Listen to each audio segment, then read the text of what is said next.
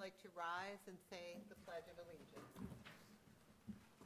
I pledge allegiance to the flag of the United States of America and to the republic for which it stands, one nation, under God, indivisible, with liberty and justice for all. Thank you. Next item is roll call. Karen Nolte. Here. Kara Sekinga. Here. Laura Sanders. Here. Michelle Stambolelli. Present. Lonnie Scott. Here. Mira Metz. Here. And myself, Diane Rakovich, present. Okay. Is there anything on tonight's agenda that anyone has a conflict of interest with that they'd like to talk about now? Seeing none, we will move on to the first call for public comment. Anyone like to come up to the podium and address the board? Please step up. Please give your name, your address, and limit your comments to about 3 minutes. We'll have Karen Sekinga will be doing time. I can do it. Are you ready, Karen? Do you want me to? I left my phone at home. That's okay. I'll do it. That's why I ran out of here. I noticed that you didn't have a phone, so Thank I'll you. step up. Here we go. We're ready. My name is Terry Kleinschmidt. I'm at 9367 Ann Drive on Silver Lake. Because I have been on the lake for 50 years, I have a deep concern about the petition that was circulating for years regarding the sad application for lake weed control and the process. Help you out there. Thank you, David. The petition was begun before 2020. I was under the impression that petitions must have an end date. Apparently, this petition did not have an end date. I never saw a petition or read one. In my case, apparently a verbal no vote was all that was needed.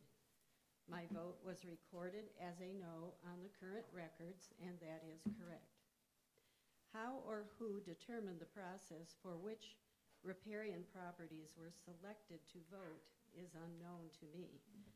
Was the township involved with determining which properties could vote?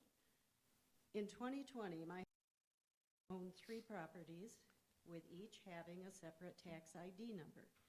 2 of the 3 properties were cottages on the lake. The 3rd property had deeded access to the lake.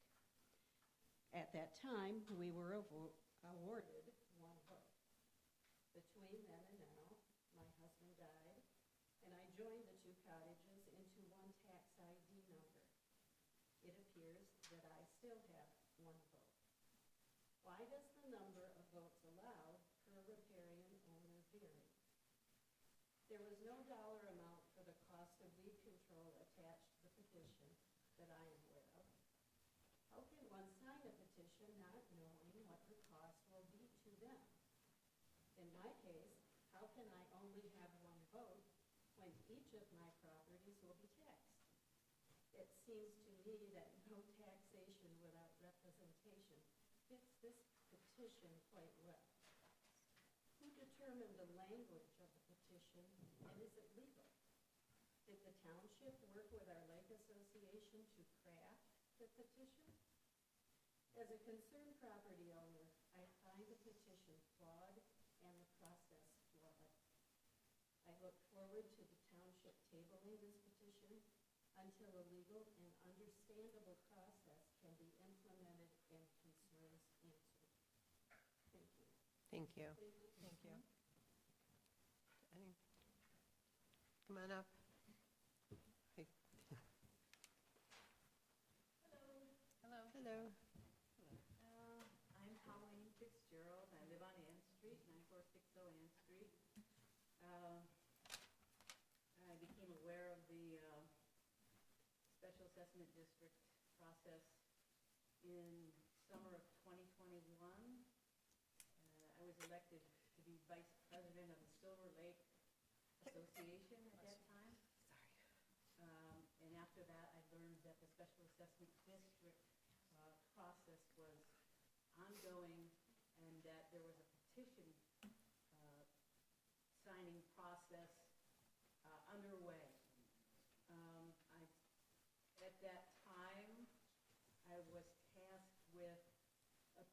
approaching about a dozen or so people on the north shore of Ann Drive, our section where I live, to take a poll, to contact them, to tell them what the special assessment district is. I had information with me. I had a petition, and if people were in favor of addressing the lake weed situation, then they would, they'd sign the petition. And if they weren't interested in it, then they would decline to sign the petition. But it was my task to find, to contact these people to get a yes or a no. And if they said yes, we had a signature. I also had some information. If they had more questions, they could contact the president at the time, Tom Fitzsimmons. Anyway, it's my understanding now that the special assessment district process comes under Act 185 or something. I don't know exactly what that is, but from my understanding, it requires 51% of the residents to request from the township a special assessment district, in this case for the weeds. And it's my belief that the petition process was that way to get the 51% of the people living on the lake to say yes, they wanted it, or no, they didn't want it. So that's why I'm here to tell you that. Thank you. Thank Thank you very much for coming tonight. Please. Hi. Hi. Kevin Crouch, 9475 Ann Street. The reason I'm here tonight is this was tabled until this month because we needed more time for information for those who opposed it. Well, we gave as much information that we had to everybody that we encountered with, what the lake assessment was all about. And we met our goal, 2/3, and it was kind of a no-brainer, I thought, as far as what your job was to do, either pass it or not pass it. And I feel that, as much work as we put into this, the people that aren't really sure of all the ins and outs of this, if, we need to pass this. If they have other questions, they'll go to the county. That's where it's all going to happen. But we took, enormous amount of time to get these petitions that we've been trying for a couple of years, and we finally got them. And I think it's up to the board, to pass this, because we've done our part. Now it's up to you to do your part. I appreciate your time. Thank you. Thank you. Thank you. Anyone else? Oh, the gentleman in the front, would you like to come up? And then, ma'am, I'll call on you next. My comments, hi. Hi, name, address, Hey, Mayor. identify yourself. 864 Dexter Town Hall Road. Okay. Is this just limited to talking about? No, you can, this is public Any comment, comment, anything. okay. Yes, thank you. First of all, I'd like to know if we had a code enforcer here on this board or within our township. I know we go through, when we build a building, especially within 500 feet of the water, on a lake or a stream or whatever, we need to have in place proper soil erosion control measures. Am I correct in assuming that? Yes. Which means silt fence if you're disturbing. Yeah. Okay. I came in here about a month ago, and I forget which one of the people I talked to at the front desk, and I realized that Chelsea area builders do a lot of inspections and enforcement for when they issue building permits. Well, we have a resident, and she is present tonight.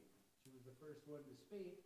I don't see any silt fence around her property, and she's building a new home, which they've excavated around, and I see no silt fence on the lakeside and she has an outlot on the other side where they store dirt, and there's a catch basin right there, and there's no silt fence around that property either.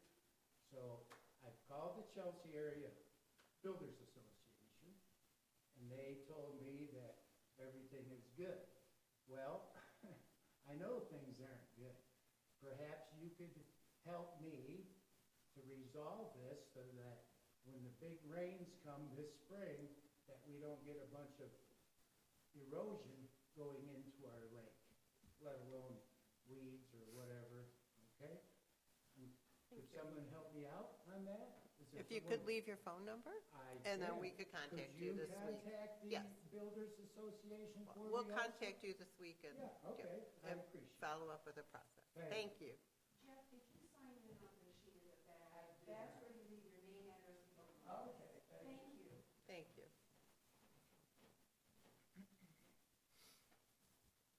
Hello, Hello. Robert Oh. Barber, 9531 Ann. I too was one of the volunteers to go door to door with our sad petition. And we were armed with the data that we had, and how I approached it was if the person was interested in speaking and listening to what we were trying to accomplish with the lake, that we would roll through the presentation. Some people threw me off the property, not physically, but verbally, some threatened. Most listened and would get an affirmative or a negative on the signing of the petition. But we did our very best as volunteers to spread the word. Living where we live, a lot of people are cottage people, so they're not there all the time. The volunteers all have regular jobs, so we were just trying to do our part to spread the word, spread the information, and let people know what we were trying to do. I have been out at the lake since 1968, seen significant deterioration in the lake in that time frame, especially in the last 10 years. And we really think that it's the right move for this lake to maintain the recreation, the fishing, and just the overall accessibility of the lake. Thank you. Thank you. Thank you. Ma'am? You wanted to, okay. Take your time. Pardon me? I said, take your time. Oh, okay, good. We're not rushing. Slowly but surely. I'm used to first, second, and third graders, I'm sorry. May not set your standards. This is Judy Mulholland, 9223 Ann Street. Been there since 1960. My husband's parents bought the property in 1935. I've got it written down. Silver Lake is not just summer residence anymore with small cottages, outhouses, and rowboats. Mr. Williams, by the way, had the first really boat on the lake. It was a 45-horse. Whoa! It has become a thriving community of people who go to work every day and come home to rest, watch TV, and play with their phones. And such it seems that the township thinks that those people have a lot of money, and the rest of the people who live out there must have a lot of money too. So, but that is really a fallacy. Yeah, there are newer homes that are going out to replace the other ones. Some are small, and some of them are huge, much larger than most of us are used to having out there. With all of this happening, I feel that the township thinks we are rich. Some people are, but the majority of us on this beautiful lake do not have that. I know the residents were not surveyed. Someone came to my house and said, your name, la, la, la, la, la, la, and then I will be back, and never came back. So I've never been surveyed. Okay.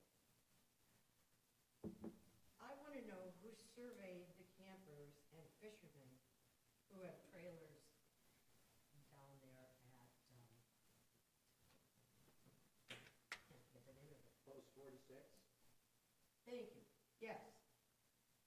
And who made contact with the YMCA in Ann Arbor? Good. And they told you no, because they didn't want their kids swimming in prison. They sign the petition. Okay, we're not going to, please. Who asked the little kids who fish and take home their fish for dinner and don't realize that it just got caught in poisoned water? Have you surveyed all the people who go to Silver Lake and go swimming and catch fish and told them that there is poison in the water to kill the weeds? The government here at the township hall has really let us down at Silver Lake. And I'm ashamed to say that the faster that we move out, the bigger houses you're going to have. Of course, you'll make a home.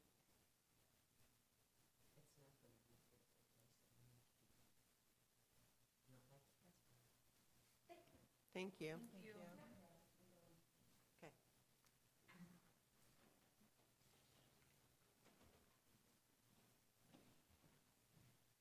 Elizabeth Fojic, 8553 Dexter County Hall Road, Odessa. After last meeting, I talked to 4 people, gave my phone number out, and I went personally and talked to some people. I gave them the information, but was not contacted by anybody else. And that was because I said I would. We've been given a chance. They all know this has been going on. We've been door to door and door to door several times for each resident. And willing to sit down and talk with anybody and explain what we know. And that's all. Thank you. Thank you. Thank you. Hello. Kevin Crouch again, 9475 Main Street. I have not heard of one incident where they've treated lakes of any dead fish out there. Any bodily harm to kids or just adults. Well, I think that's kind of a myth. That they think that the treatments that they put in there is harmful to the fish and the human beings. So that's what I like to say. Thank you. Thank you. Thanks.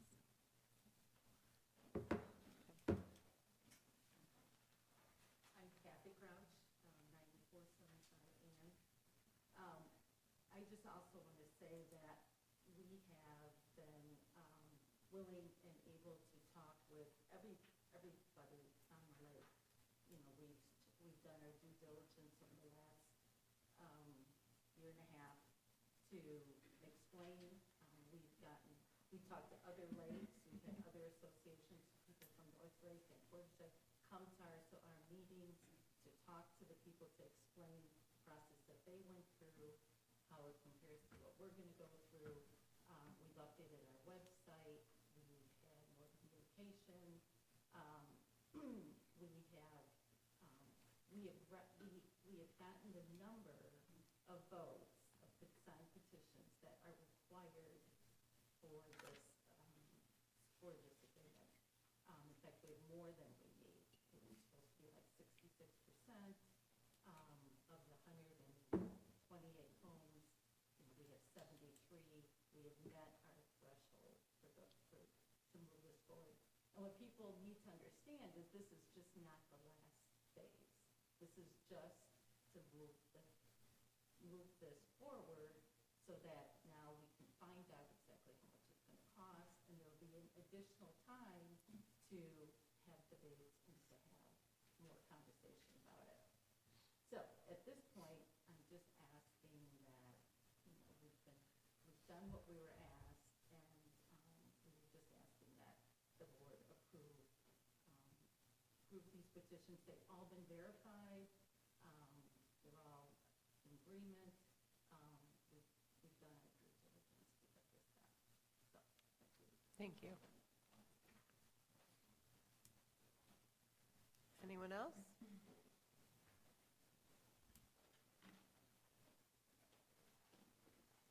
Hello. Good evening. My name is Mark Ashley. I'm on 9309 Thumb Road, Michigan, Michigan. I was here last time. Again, I'm not totally against something happening with the weeds. I am against the chemicals. I am a certified pesticide applicator. educator in the state of Michigan, aquatics is one of my categories. Some of the things that people don't understand is there is gonna have to be some kind of a where you can't get into the lake. You know, it's a shutdown period. Chemicals, you gotta be extremely careful with what's gonna happen with the chemicals. My biggest concern is, I like to eat the fish. I like to swim in the lake. There's where my problem is. The petitions, you know what, the way that when I'm looking at some of the petitions, there's double signatures as far as people that sign twice, that kind of stuff. It didn't go from there. You know, and please, we were patient. My suggestion, you know what, if they were forthcoming with it, I could understand that. I gave Tom Fitzsimmons my email address at the last meeting. I explained it, tried to get a hold of me before. I've got nothing. I've still got nothing. I gave your email, telephone number to you, Diane. You passed it on to Tom. Something's fishy here. You know what? And again, I'm not against the weeds, but you know what? When we're watering out of the lake to the point of runoff, that's where the stuff is coming back in. By the Silver Lake map, it shows just exactly where you're going to get the runoff. That's where the most amount of weeds are at. There's where I'm at. I want to see Silver Lake stay safe, where we can still eat the fish and all of that and go from there. But, you know, it's just, I don't know, it just doesn't seem right. It's kind of a shady thing. And that's what I understand, or, you know, that's what I've seen over the years. I'm not part of the Lake Association because, you know what, I don't want to be part of that clique. And that's what it is, plain and simple, okay? So please, do whatever you need to do. We'll go from there and see what happens. Thank you. Thank you. Thank you. Any other public comment tonight? Okay, thank you. We will close the public comment session, and I appreciate everyone coming tonight. Theo Egermont is here from the Department of Public Works, and Theo was going to talk a little bit about the process for the SAD. I'm sorry, what? Oh, do we have, I did forget about the approval of the agenda. Just jumped right down to the, thank you. Would someone like to make a motion to approve the agenda as written? I'll move to approve the agenda as written. I'll second. Laura Sanders. Any discussion on the agenda? All in favor, say aye. Aye. Any opposed? The agenda is approved, thank you. And then Diane. we still have to do, Diane, you went by a little quicker. I was going to make a comment on the agenda, if that's okay. You went to the vote quicker. You said any discussion, and you went by it faster than I could respond. okay. go What I ahead. was going to say is, just per my discussion, Diane and I had a discussion today about trying to keep the meetings relatively short, and so I offered to just sketch out an estimated time for each agenda item, and I did that.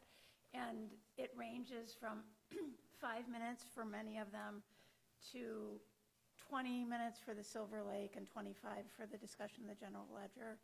And with that, I came out to 125 minutes plus the public comment. So what I'm planning to do is just give a little like a 2-minute warning or tell you how many minutes I estimated for the agenda item, and then give a warning when we're approaching that time. And even if we can accomplish this time, the meeting is still going to go more than 2 hours because of the public comment, and then my time, I just couldn't get it to 2 hours because there's so much on the agenda.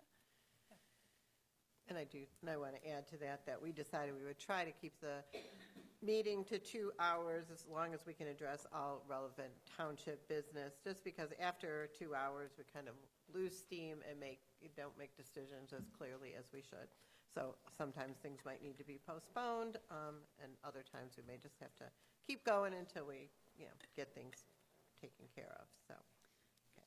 With our activist board and the issues that we're also trying to address, I know that Scioto Township meets twice a month, and it occurred to me that maybe more frequent and shorter meetings might be something for us to discuss in future, but it's not on the agenda for Yeah, or tonight. we could discuss it at the end Yeah. when, okay. I actually like that idea. I didn't know Yeah. we could do that. Oh, yeah, definitely. And then I would also ask the members of the public to either, it's hard for us to concentrate while there's discussion in the audience. And so I would ask the members of the public to go talk in the foyer if you need to have side conversation. Thank you. Okay, so now we need to do the approval of the minutes from the January 17th meeting that we had. That was the last Board of Trustee meeting. Someone like to make a motion to approve the January 17th meeting minutes? I'll move to approve the minutes of the January 17th, 2023 meeting. Second. Any discussion on the January 17th meeting minutes? Okay. Oh, wait, and then, okay, so I have to make a motion also to approve the, Well, let's vote on these. And then Oh, we'll just, yeah. sorry. Oh, sorry, yeah. Okay. Any discussion? Okay, let's move. All in favor of approving the January 17th meeting minutes, say aye. aye. Any opposed? So moved. Now we'll I'll look for a motion to approve the January 26th special budget meeting. Someone like to make a I'll move motion? to approve the January 26th, 2023 budget meeting minutes. Someone like to second? Second. Thank you. Any discussion on the January 26th meeting minutes? All in favor of approving, say aye. Aye. Aye. Any opposed? Okay. And finally, the Tuesday, January 31st special budget workshop meeting. I'll move to approve the January 31st, 2023 budget meeting minutes. Second that? Any discussion on the January 31st meeting minutes? Okay. All in favor, say aye. Aye. Aye. Any opposed? Okay. Phew, thank you. Thanks, Theo. Now, we'll have Theo is going to talk about the process for, You can tell I've been to too many public meetings. yeah. I guess I haven't been to enough. I don't have a formal presentation, but I want to be available for comments and questions, so I'll run through a few items that I heard tonight and just hopefully help clarify a few things, and then feel free to ask me any questions that you have. So I'll start out with the county process starts with residents being interested in the project and communicating that, getting themselves organized, and then communicating with us in the township. And from my understanding, the township requested a petition. I'll note that a petition is not a legal formal requirement of the PA 185 process. That's a public act that enables the county to take on special assessments, and those can take place for lake improvement projects, or as you're familiar with WWRA, that's the same public act that enables us to use that or to create that special assessment district. So there's no petition that's required for that to move forward. So it's a township process. It's up for you to decide the rules and regulations. I've received a number of calls and questions about that, and that's always my response is that that's not our process. It doesn't matter to us. The special assessment districts, we run 4 of these for other lakes in the area. I think you have the highest concentration of them at present with Dexter Township, but we also run ones in Linden Township as well as here under the chain of lakes, which covers a number of other townships in Livingston as well. So we have a number of projects already. We don't advocate or support these projects, or we don't discourage them. It doesn't matter to us whether we do them or not. It is a project that we offer. If townships request them of us, we will provide that service. So, let's see. I want to talk a little bit about this specific project and some things generally. So the way the charges are determined is it's based on benefit. And the way that we do our lake improvement projects is we divide up lakefront properties and lake access properties. And we have different charges for those, front and back. And then we also have commercial charges. This particular project is one where it's a new entity with the DNR because they own such a large proportion of the lake, and with the recreation area there, it justifies a larger charge than what we charge the DNR in other locations. Here on River Chay Lakes, we charge something like $700-800 because it's a boat launch. It's not a large parcel like it is here. So we've had some preliminary discussions with the DNR, and they're still working out what something like that would justify, but it's definitely larger than any other parcel that we would have elsewhere because it is just a different type of property. We anticipate if this project goes through, some of the charges, we look at somewhere around $500, $550 for lakefront owners, and around $200, $250 for the back lot or lake, what we call lake access owners. And that's based on benefit, because if you're not directly on the lake, you have a lesser benefit. So, let's see. I also want to talk about, or have my colleague Lauren, she's going to talk a little bit about lake acts, or contiguous properties. So if you own more than one property, that was something that came up. Lauren's the project lead for these programs, so she'll talk about that when I'm done. And she'll also talk a little bit about the regulatory process for chemicals being approved by EGLE and whatnot. I will say that in our discussion with the DNR, they also were,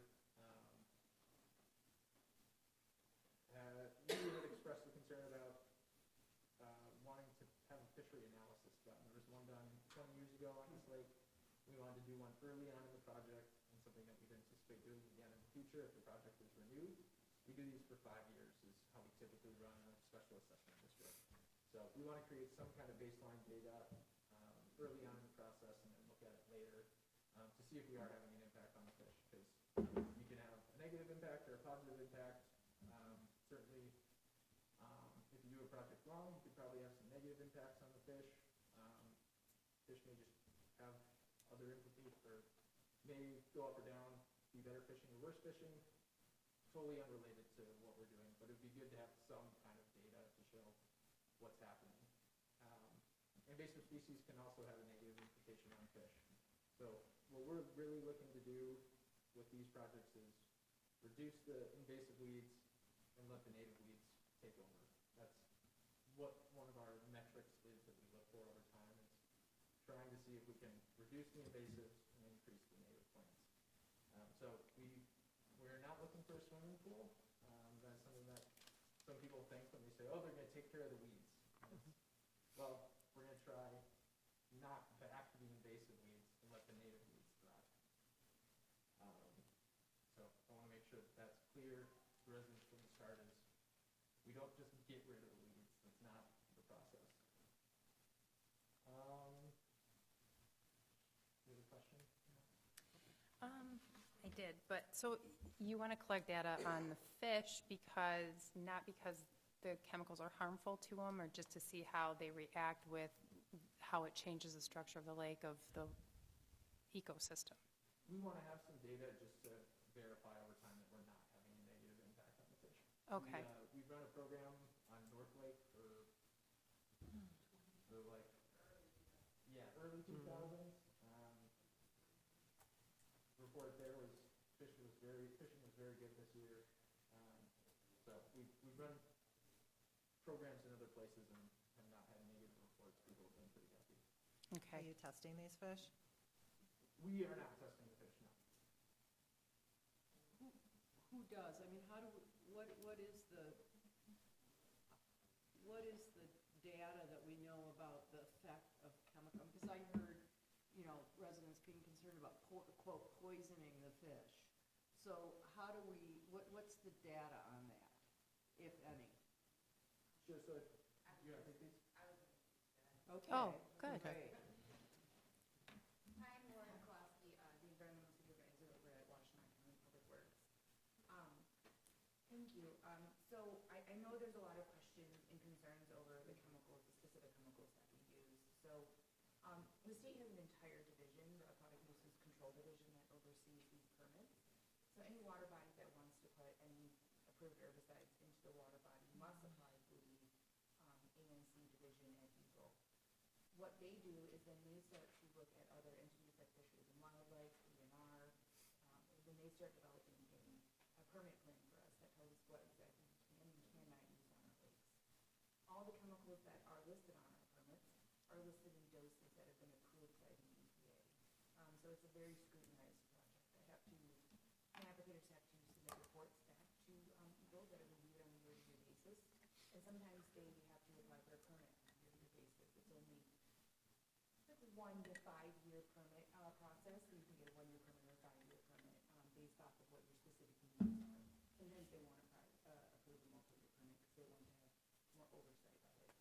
So the chemicals are listed out, what doses we can use, what we can use them for, what months of the year I can use them, how often I can use them, and who I have to notify when I can use them.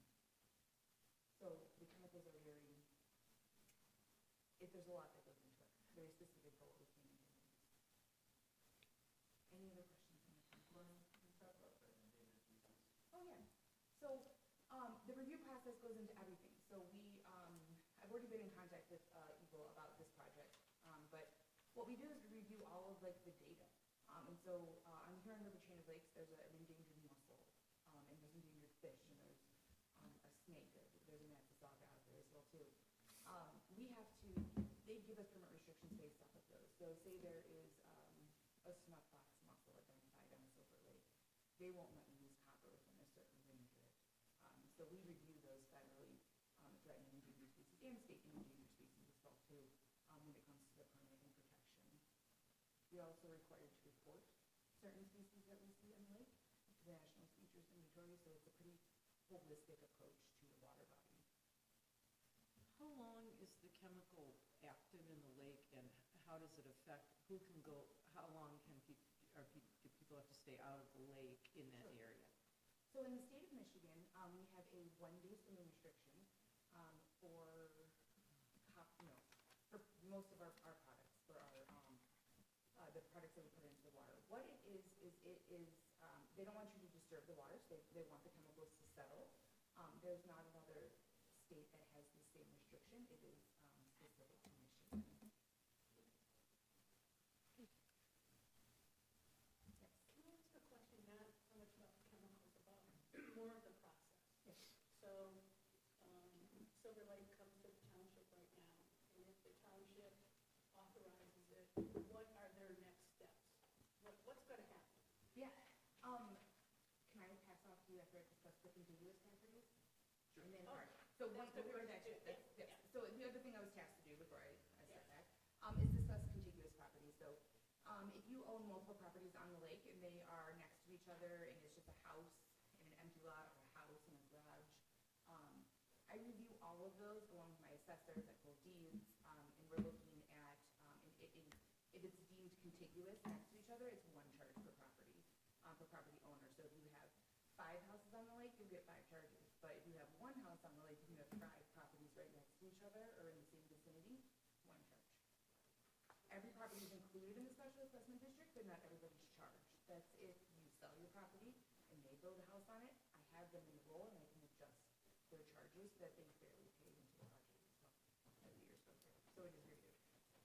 All right, so that's on my contiguous properties. I will pass up. Thank you. Go to process. Thank you. Thank you. Thank you, Lauren. So I will note for folks that on our website, we have implementing a lake management program. It has various steps, so if anyone's interested in, we have some up front. Thank you. Very prepared. So the step we're at right now is the municipality considers a resolution requesting assistance from the Board of Public Works. So if you pass a resolution tonight, you're saying, we, the township, find this project difficult, we want the county to do it, we support this project and want it to move to the next phase. After that, the Board of Public Works takes it into consideration and they determine if they want to move forward with the project. I think that's the stage at which the budget is really set. I have an estimated budget in attachment A in your packet. So that can be amended until the Board of Public Works approves their resolution. Then it goes to the County Board of Commissioners to approve it. And then it goes to the official plan is created and set. And then there's 2 public hearings that happen after that. We've hosted these in the past. We ask that you host it again because it's convenient for residents if it's in their local area. And then after the public hearings we're really at the second public hearing. The Board of Public Works passes a resolution to approve the project or deny it, and move forward with it, and then it's put on the December tax roll. And then the funding from the December tax roll funds it the following year. So if the project is approved, it'll take most of this year to get through the process. And then if it's approved through all those processes, treatment will begin the following year. So it would take place in 2022. Just going back to the fishery analysis, really it's about fishery populations and what fish are where, and if the number of those are going up and down. So are we having a positive impact, negative impact, no impact on the fishing population? And part of our conversations with DNR was that would be one thing that would help with public support, is if they were to take that on and provide that fishery analysis, because it's something that they do. It would be a credible agency that would conduct those, so it would be part of their contribution is a fishery analysis. Can I ask a question? Karen? With the signatures, I know that we have an internal policy that 2/3 of the homeowners have to, or property owners need to sign a petition in support of a special assessment district. Is that 2/3 of the property, owners of 2/3, does that mean owners of 2/3 of the properties, or 2/3 of the people who own properties? So in other words, like, does the 2/3 that we have signed, does that represent 2/3 of the property? Or like, Yeah. so if you have 20 people living on one parcel, and they all sign, they don't, you know what I mean? It has to be, they have to be listed on the assessor's data to But be confirmed. So you can, if you had 20 kids and they were all of age, they couldn't all sign, just the two, whoever's on this. But I mean, if half of them, so say half the properties are owned by one person and half are owned by two people, then maybe only 50% of the parcels would agree to it, Right. but 2/3 of the owners would have agreed to it, because there are some properties have two owners. So the question is, did 2/3 of the properties agree to this? Of the parcel. Yeah. 2/3 of the parcel. Yeah, 2/3 of the part. So if there's 128 homes, 2/3 of 128 homes, not people signing. Yes, that's my question. So do we know that 2/3 of the parcels are in favor of it? Yes, we do. And do you want to speak to that, Michelle? Or Yes, so that's one thing that did throw me for a loop, because there are individuals that have more than one parcel, so they got more than one signature. Is that what you're asking? So but they're still gonna pay their fair share in taxes unless that property conforms.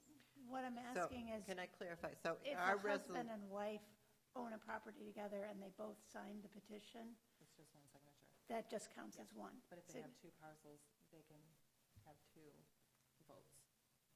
Okay, Even one person could have. I see. So you get one vote, so it's one vote per parcel, not one vote per person. Correct. Gotcha. I'm sorry, I didn't ask the question. And we know that we have 70% of the parcels? Yes. And that exceeds our requirement of 2/3? So I want to say a couple things. One is, I allocated 20 minutes to this. Sir, let's see, I think he doesn't even know. I really have trouble, this is complex for us, and it's really hard for me if there's multiple things going on in the room. So I allocated 20 minutes to this if we were going to stick to 2 hours of meeting time, and we're at 18 minutes. So just FYI. And I would like to just go back to what we said at the last meeting was, if we set a policy and the policy says that if 2/3 of the parcels agree to a special assessment district, then we will approve it, and they've met our requirement, even though these concerns I understand everybody's concerns, I question whether we're on solid ground to backtrack from our approved policy. So if they've met our policy requirements, don't we need to approve it? Okay, I think so. That would be the discussion, so it's a good discussion to have, but I think so. We could end this portion of the meeting and unless anyone has any other questions for Theo or Lauren. What's that? Unless we have any other questions for Theo or Oh, so you Lauren, I think we that's a can move question for we can move towards a vote for, how we're going to. Well, no, The no. public comment, yeah. So that is a question. I do have that question, though. It's not, for me, it wasn't a discussion topic, it's an actual question. Like, What's the question? do we have the authority, if they've met our requirements, do we have the authority to decline to approve it? Well, so Mr. Eggman kind of got to this a little bit, but you actually have no legal requirements under state law as the township portion of this. So public acts govern special assessment districts. There's different public acts for roads. I know somebody said something about 51% petitions. That's the roads, actually. That has nothing to do with the lake assessment district under PA 185. So I just want to be very clear. You're working under a state statute, and under this particular one, it's unusual, but the township actually has no legal requirements. And so this resolution you're talking about, and maybe for some history for Lonnie, was passed sometime last year. The township has set a policy for the special assessment district. The petition came in with 2/3 support, and they didn't actually define what 2/3 means. It could have been parcels, it could have been property owners, and I think our clerk calculated that correctly. It's a discretionary thing, but it's a policy, and the policy was put in place just so you could determine if there was support in the community to move this forward to the county. Understanding that the county, however, has a very rigorous process they have to follow under state law. One that can be appealed to the Michigan Tax Tribunal. This isn't something that maybe stops at the county. You continue to have rights under this. So you're really just the first step, and the only reason you're the first step is because the county has said they'd like to hear that the township supports this. You're not required under Michigan law, and really, the county's just asking you to kind of start that. So that's just kind of the history of this. Now, in terms of the policy, and again, there's a lot more that's going to happen at the county. There's going to be a lot of official public notices. They have duties under law to contact certain people to provide cost assessments that are accurate. They can't deviate from cost assessments at certain points. There's a lot of other stuff that's going to happen after this. So that's just kind of, I want to orient you on why you're looking at this tonight. You're just saying 2/3. You set a policy last year that when you get these things, if you have 2/3 support, which can be, discretionary based on the clerk, just verifying and doing good analysis, that you're going to move these forward. That's a policy. And in general, I think when a board sets a policy, especially your resolution, you should follow it. However, like most things, this isn't a law. It's not, an ordinance. It's a policy that you have to follow. And so if you're going to deviate from your policy, I would strongly encourage you to have good reasons for doing it. If you're hearing, 2/3 and 70%, that's an overwhelming. But for some reason, if you have compelling reasons not to follow your policy, I would make them vocal. But otherwise, you did set a policy last year that you would move this forward. However, I want to be clear, you have no legal requirements to do so under state law or your ordinance. Thank you. That was Thank you, Ellen. really helpful. Could I ask one more question to you, Theo? Sure. Okay. My biggest question from the beginning was, did the homeowners know the totals? Were they aware of how much this was going to cost them before? Okay. The budget has not been approved. Okay. But I think there has been an estimate that the. An estimate. I guess that's important to me, if there was an idea before people just signed and did unknown. Okay, and also, this would be very important to me if I lived on the lake, and I definitely value our fresh water. Did the homeowners know the chemicals that you were using? We don't know the chemicals that are used. Oh, that's But just, it is all online. okay. Everything, and they will be sending a notice directly to your house every year, just directing what chemicals are being used. That's for current process again, to notify everybody. But you're saying that these chemicals are all approved by the, EPA. Right. And the purpose of this is environmental stewardship. We're doing this for the purpose of for conservation purposes. Yeah, if those invasives take over, we lose biodiversity. Right. We don't.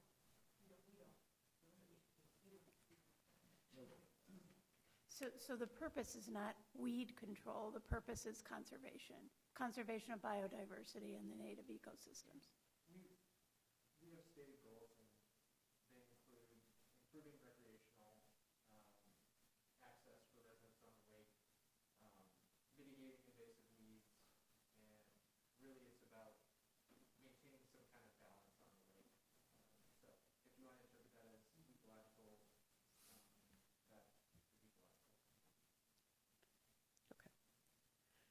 I think we've had plenty of discussion. So if someone would like to make a motion to approve the Silver Lake Improvement Project, initiating resolution number 23-658. So moved. And someone could. I'll second it. I'll second it. Can I make one comment too? Yes, now we can make. First, I want to thank everybody because we've received a lot of emails, pro, against. It's just nice to hear from everybody and hear their opinions. And I think I might have led the charge last month to postpone it for 30 days. And I think my overall reckoning is just to give people time to talk and become familiar with what is going on. And things that came back to me from those people that were upset about it was a thank you. They did get a lot of the information that they needed in the last 30 days. And while they may not be totally comfortable with all the chemicals because of the water, they're unsure, they have expressed interest to move forward with it. So I think, I don't know if you guys have gotten that feedback, but it came to me. And then we also know that almost every lake, Highland trees, North Lake trees, Portage trees, little Portage trees. I mean, it is a way of the world right now control our invasive species. So. Thank you. And it's our policy. I mean, we approved a policy. We approve it. And the people have made a good faith effort to comply with our policy requirements. Okay. Any other discussion by the board? Well, Karen, is your microphone on? Yes. Okay. Lori? Move it closer. I wasn't hearing. I've been talking to people that I trust and are smart on these issues, and one story was that one of the problems with not treating a lake is that people will sometimes try to treat it themselves then. And there was a story about somebody dumping Roundup in the lake to try to control their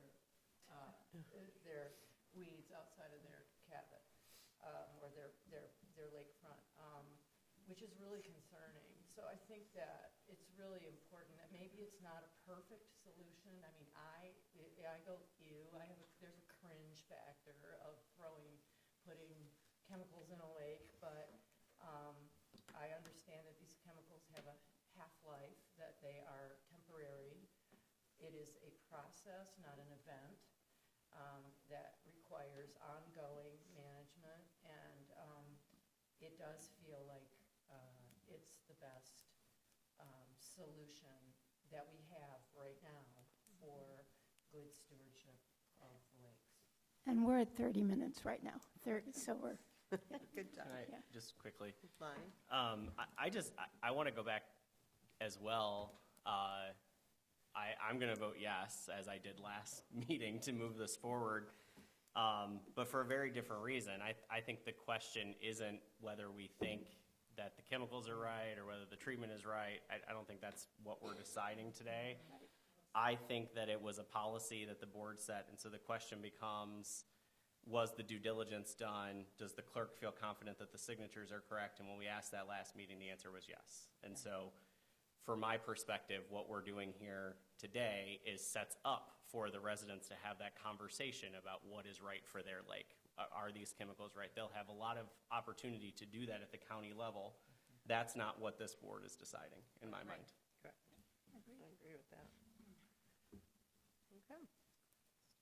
Are we ready to take a vote? Karen Sakanga, Yes. Laura Sanders, Yes. Michelle Stambulelli, Yes. Karen Nolte, Yes. Lonnie Scott, Yes. Mara Smith, Yes. and myself, Diane Radkovich, yes. So, resolution, no, Silver Lake Improvement Project, initiating resolution number 23658 passes tonight, and the project will move on to the county.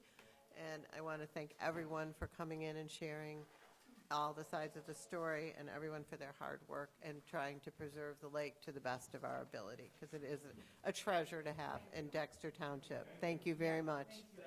Thank you.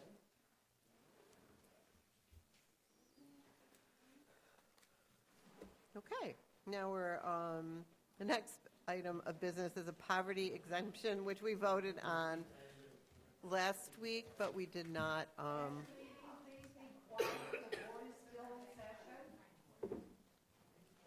Thank you, Janice.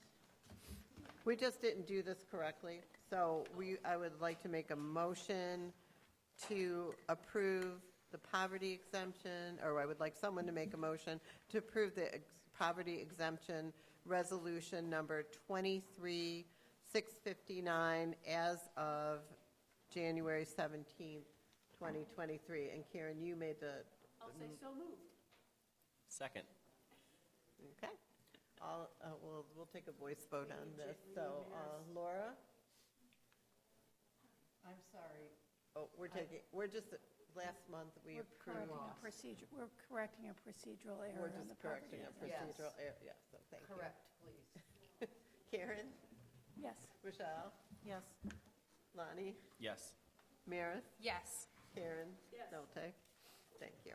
Okay, so Dexter Township Resolution Number 23659 is approved as of January 17th, 2023. And we just made up 3 minutes of the 5 minutes I allocated to that. All right, very good. And the other clerical error that we made is our meeting calendar. Does have to be a resolution. So I would like to see if someone could make a resolution for Dexter Township number 23660 to approve a meeting calendar for 2023, 2024. So moved. Second. All in favor, say aye. Aye. Any opposed? Oh, that was easy. Another 4 minutes made up. Mark Teicher was going to be here with us tonight, but I don't see him. He has to give a report on the Portage Base and Westwood Owners Association, but he's not here, so there's a few more minutes back. David, update from the Planning and Zoning Department. Thank you very much. Thank you. Hi, everybody. So a brief update on the master plan. I attached the schedule into the board packets at the end. The consultant plans to have a draft wrapping it up here in the next, by the end of March. The Planning Commission will have it in their hands for 3 consecutive months in April, May, and June, at which point it will go to the township to distribute the 60-day waiting period, which is good. It means we are on schedule. The Planning Commission will also develop a work plan in anticipation of the adoption of the master plan, so we can get started on that with text and map amendments in the fall. Also attached, which is a little unusual because we usually wait for them to be approved, the draft minutes for the Chelsea Area Construction Agency. They are meeting this Thursday, well, we are meeting this Thursday to go over their budget, and so I'll have a more detailed report out for the board next month after they approve their budget and some of their long-term investment strategies. Fantastic. Awesome. Anything else you would?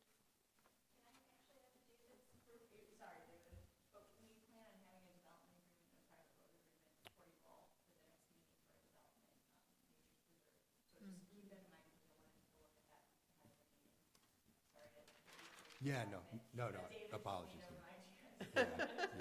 Yeah, I know, I forget. Yeah, we will have a development agreement. It's for a project that's on North Territorial, 20 homes, called Nature's Preserve. It's going to be on the sewer district. It's been a little bit of a long time coming, but they are pretty much at the end, and they hope to get started this spring and the summer with site work. So we'll have that for you at the March meeting. Where is that exactly? It's, so if you're at the corner of Territorial and Town Hall, it's, you know where the main transmission lines run? Yep. It's right back there. It's on the north side. It's actually, it abuts the multi-lake property. Mhm.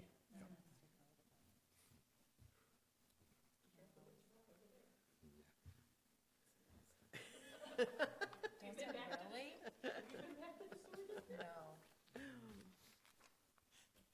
Anything else? Any other questions before we move on?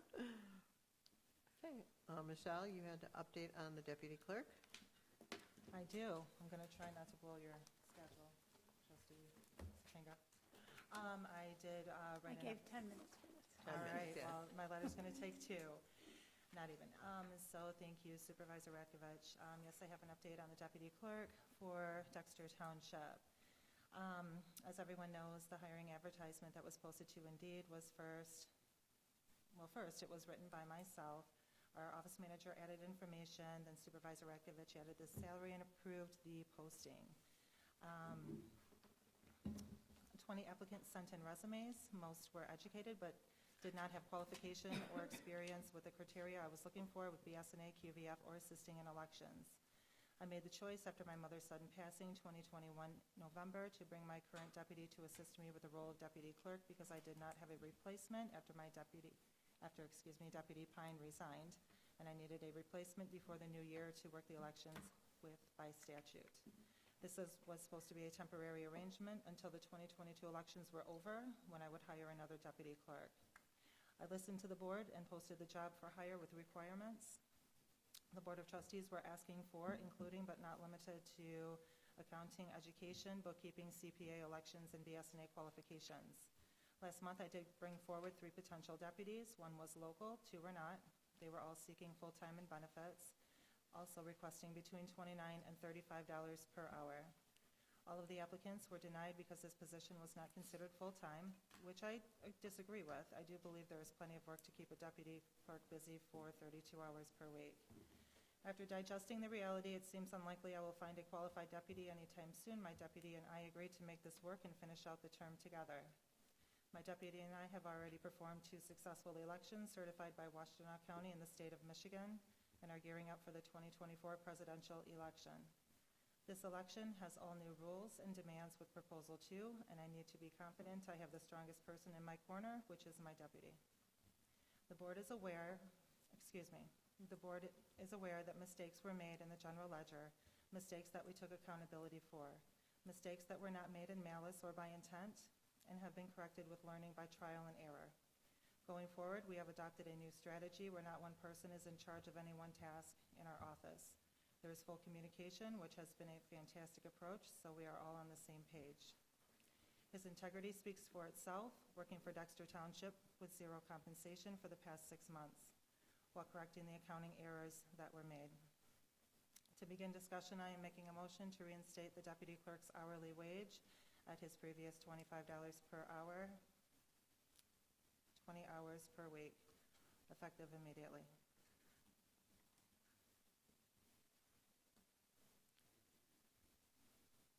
So you're saying that your choice I think is if your current nobody deputy? seconds that, Oh. so we need to have I'll somebody second. Okay, sorry. Karen? So after evaluating the candidates, you've determined that your current deputy is your preferred candidate? I do agree. He has been with me for over a year. We absolutely learned by trial and error, which was very unfortunate. I'm not going in the past. The past isn't going to help anyone here in any way. We ran 2 successful elections certified by Washtenaw County as well as the state of Michigan. The gentleman from Hart came today to update all of our scanning and tabulator machines, and we are already planning to go to Chelsea. They do have a special election, which thankfully we are not a part of, so we don't have to open precinct 2. But that was quite eye-opening right there as well, thinking, oh my gosh, we might have had to have a special election and open up precinct 2, which we thankfully don't have to do. But, like I stated, it's been trial and error. This has been a big learning curve. It's a learning curve for anyone coming in this position. I would hope that no one is in this position. I mean, I would hope that individuals would keep previous deputies. In a perfect world, I would hope that these positions could be staggered so that clerks and treasurers don't have to, we take this, if this occurs again, brand-new people in brand-new positions that we're unfamiliar with. So we're at just about, I think, the time that I allocated to this, so just FYI, I think this is probably a much longer discussion. But my comment is, I think you have statutory authority to appoint whoever you want as the deputy, but I'm not comfortable with the $25 an hour, which was a rate. We increased the rate to $25 an hour because we had an excellent candidate in place. And so I would recommend that we do a salary, we look at the educational attainment of the current deputy and past experience, not learned on the job, but past experience and expertise in accounting, bookkeeping, and election, and set a salary that is appropriate to the qualifications and education level of the person you're proposing for the role, which I think is not at $25 an hour. And as you know, this board doesn't have confidence in your deputy. So you're putting forward a candidate that the board doesn't have confidence in, and you're asking for a high salary, and I don't support that. Even though I know you have the statutory authority to appoint who you wish. And I think it's bad form to appoint your husband also, who has no qualifications. So. Lonnie? My questions go back, and I wasn't around for the first round of this, but so at our last meeting, there were 3 candidates, and there was a discussion about the board being asked to increase the amount based on the qualifications of those candidates. The conversation, I believe, if I'm correct, was that we would consider that discussion at our special meetings where we were talking about the budget, but it was not brought up at all. So I'm just wondering, Michelle, if you can kind of help me fill in the gaps of how we went from 3 qualified candidates that you were willing to ask the board for more money for to back to what the person that you were going to replace. Can you fill in the gaps of what happened in there? First off, they were 3, and I'm not saying qualified candidates. They don't have BSNA experience, they don't have election experience, nor QVF experience.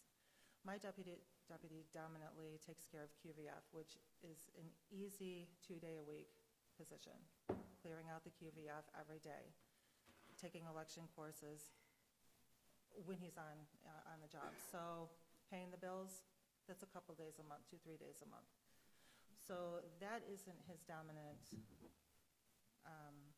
job description. There are multiple facets of this job description, but when I did go out and propose to individuals seeking work as a deputy clerk, the ones that came back to me, they want a livable wage. They want full-time. I did express, we aren't a full-time office. We're a 32-hour a week. All of them were willing to take that $35, but they also want benefits. So that puts me in a rock and a hard place where I could have someone potentially come in and take this position, but does Dexter Township want to compensate, number 1, and give benefits to that deputy, number 2? Because that's what people are seeking when it comes to engaging with individuals that have education, that have families, that live in Dexter Township or surrounding areas. So, which I absolutely can appreciate. I have a son that's graduated from college, and he wants, to purchase a house eventually. So, I mean, he's looking forward to his future. And so were the candidates that I did speak with. And I understand they're young people, and they're looking for a career, or they're looking to come here and then move on with this education and experience. I'd like to say something. I mean, I guess my feeling about it is that when we had the packet of resumes, that there were quite a few people that, I would have considered, asking in for an interview. And I know that, Lonnie offered, everyone at this table offered to help you work on that. And it seemed like in pretty short order. I never saw anyone come into the office. I never So there was no proposal on the table, like, this person has these qualifications, and, this is what they're asking for, this person. So A, you didn't get any help from, any second pair of eyes, any help from anybody on looking at 20 resumes. I thought that was a lot to sort through without, much input. And then, that was the first point. And then and I find it really hard to believe that there's nobody that would bring some decent experience to the table that could have functioned in this job. So to me, you haven't proved that there isn't anybody out in this whole big world that might be able to keep your office floating consistently in the right direction. Because even in our, more recent episode, we have, with the accounting, even though we're at a place now with the general ledger where we can move forward, which I'm thankful for, but that really wasn't because of what's been going on for the last 4 months. So that had more to do with Kim coming in at the last minute. So I just don't have the faith. I don't have the faith that there wasn't somebody else that could have come in and really complemented you with skills that you don't have, and you have skills that they wouldn't have. And I don't have the faith that if we continue on the path that we're on, that we're just not going to be back in the same situation in another, 4 months, trying to figure out how to fix things. So that's what I have to say. I wish you would have included somebody else to work with you, and then maybe I would have felt confident that there was no one else that would consider this job as it is, and B, that I just don't have faith that the two of you moving forward are going to keep that office in good condition. And I hate to say that, but that's where I'm at. Karen? I agree. I think, the definition of insanity is to keep doing the same thing over and over again. And this is probably, was it the third or fourth month that you've made this pitch to us? And every month we say, no, we don't have the faith there. And I don't have the faith. I think we are where we are now is because we've hired outside people to come in and do some cleanup. And I don't know if that's going to stop. I don't have any faith that we can move forward. Come April 1st when we launch a new budget, where are we going to be April 30th? I don't know. I can't answer that. But I don't have the faith in the work. I just don't. I'm sorry to say that, but I just don't have the faith. Maris? This is like the 4th month that we've talked about it, and the thing is we keep bringing up the fact that whether or not, we compensate Michelle's deputy or not, he's still going to be her deputy because statutorily she has to have a deputy, and it is her choice. So. But we're also paying, how much have we paid so far? We've paid $18,000 on and above. We've hired the accountant. We paid for the election. We've had an election manager. We are out $18,000 because of these errors. And to go back to that, are we going to spend another $18,000? I know. What's the arrangement with campaigns? I just don't know how comfortable I feel keep going with this. It's clear that Michelle has made her choice. And That's fine. She can I make don't that know. choice, but we can also take financial responsibility of the township. And so now do we pay another $30,000 a year there, and then we have another $18,000? So now that office is costing us $48,000 a year, or $45,000, whatever the magical number is. There has to be some responsibility. There has to be some accountability. And it kind of angers me that we keep going back to 2021, and you keep saying it was temporary. We're 15 months into this, and we're nowhere. Well, but still, Maris's point, she's made her choice. Absolutely. She's decided who she wants. So we have to, so what are we going to do? I say pay minimum wage and reduce the hours to 8 hours a week or whatever we're comfortable with, but we can't, but she has the choice, and that's she's more chosen. what I was trying to get at. And she's chosen a candidate the board doesn't support, and she's chosen a candidate who's not qualified and who's costing us a lot of money. And so we have to have an external election manager, we have to have external consultants doing all the work of this office. And so let's minimize the cost of this office because we know we're going to have consultants come in and do the work for them. My point is, we have minimized the cost of the office. We gave a zero, and I understand what you're saying, I get it. And I probably could go with it, but it's gotta come way down. I think we're throwing money after money, and it's not, I don't find it prudent, and I don't find it responsible to the residents of Dexter Township. But Okay. what can we do about it? Well, I feel like there's a motion. Lonnie, I think Lonnie hasn't had a chance Oh, to speak either. I was, so I'm struggling a lot with this, but more so I'm struggling with how we went from having 3 people that were worth more money to now we have no one, because the board did not vote on that. We weren't. I for one, if we have someone who we feel is qualified and going to fix the issues that we've had to spend extra money to fix, would have supported paying that person more, because in the end it's going to save us money in the long run. But we weren't given that choice. So what I'm struggling with is that we don't have that choice. I said this at the very first time that we took this. I have a problem with folks doing work without compensation, so I do tend to agree with Maris and Karen that we've got to figure something out. But I will say that the choice here is not about whether or not Michelle gets to pick her deputy clerk. She does, statutorily. But the board does not have to support that office with additional contracts anymore. And if that means that the budget is messed up and we are hearing these reports all the time, then yes, that is a problem for the residents of Dexter Township. It's a problem for this board, and we probably have to figure out ways to fix it. But that's a choice that the clerk is making. And I want to make very clear that that is the choice that's being made, is that you are choosing to continue down a path that we know doesn't work, that for years folks have known. Before I ran for office, we knew it didn't work because we've seen it. I sat through 2 additional budget discussions where we went line by line and found mistake after mistake after mistake after mistake. So to me, that is the decision we're making at this point, is will the board continue to support fixing those issues, or whatever we're doing to fix this clerk, the deputy clerk issue, which you get to pick your deputy clerk. No one disagrees with that.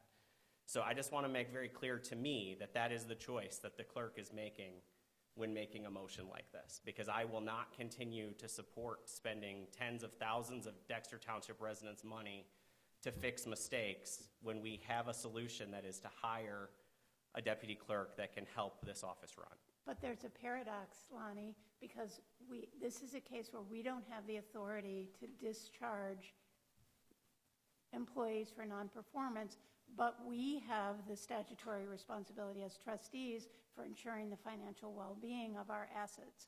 So to say that we're not going to pay any money for external consultants means that we're saying we're not going to discharge our statutory responsibility to ensure for fiscal oversight, because we're caught in this paradox. We have people in the role. We don't have the authority to remove people from the role who can't discharge those duties. So what is this? What can we do? I just want to make clear on the record that is not actually the board making that decision. That is the clerk making that decision. Because part of us not being not accepting or not approving of who the deputy clerk is rooted 100% in the fact of errors that are on the public record, that we have talked about at length, and that the board, my first meeting, I offered to help by saying, I'm not involved in any of the stuff from the previous 2 years. I wasn't here. I didn't have anything to do with it. I think that meeting, it got very, it turned into very personal attacks. That's not why I'm here. I'm here because we wanted to move things forward. And I'm just putting out there publicly that that's the decision we're really making. That if the clerk has decided that this is the only person that she will put forward as the deputy clerk, we have very limited abilities to change that, but making clear what that means for the taxpayers of Dexter Township. Okay. And that's absolutely not true, that it's going to incur more charges. We have dug our heels in. We have learned how to perform this by trial and error, and it should have never been. I'm not going to go back to the past, but as we all know, as all six Okay. of us know, we had a consultant in the office that would not consult the clerk's office. That consultant consulted Christina Pine for $1,500 worth of consulting, and that's not acceptable. That was okay, but then she wouldn't come back when I asked for consulting assistance, because that is what she was there for. She wasn't a staff employee, she wasn't an elected official, she was a consultant who would not consult, and my office did get in serious disarray. Now, I would just like to say one last thing. This is a very scary reality that there is a Michigan law that allows a clerk to be left in such a vulnerable and disgusting position with no help or assistance to perform their job by statute. By statute, a clerk must have a deputy clerk, but that job could potentially not be compensated. There should be protections for clerks, especially when it comes to our free and fair elections. My deputy clerk and myself performed 2 successful elections certified by Washtenaw County and the state of Michigan. We are currently gearing up to educate ourselves on the new laws of Proposal 2 and the presidential election.